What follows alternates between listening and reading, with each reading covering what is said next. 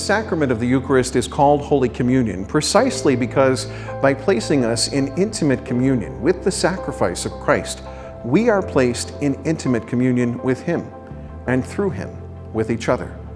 Therefore, the Eucharist is called Holy Communion because it is the efficacious sign and sublime cause of that communion in the divine life and that unity of the people of God by which the Church is kept in being.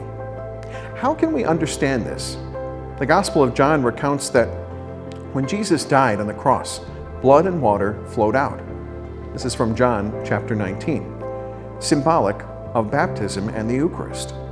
The Second Vatican Council teaches the origin and growth of the Church are symbolized by the blood and water which flowed from the open side of the crucified Jesus, and that it was from the side of Christ as He slept the sleep of death upon the cross that there came forth the wondrous sacrament of the whole Church.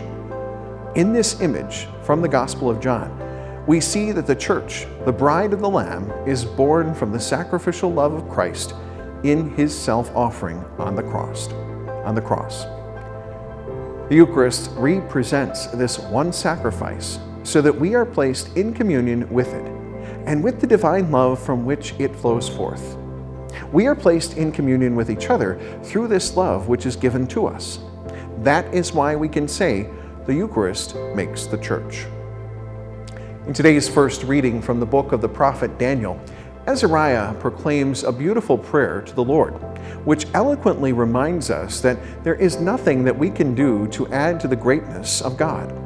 No earthly power, no sacrifice, but only the mercy of our God can keep the covenant alive that He made with Abraham and all of our forebears in faith.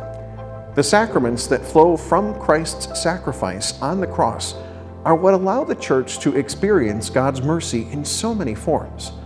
Death has no power over us as long as we are patient with ourselves and with each other. Love overcomes all if we allow it to flow freely in and through our lives.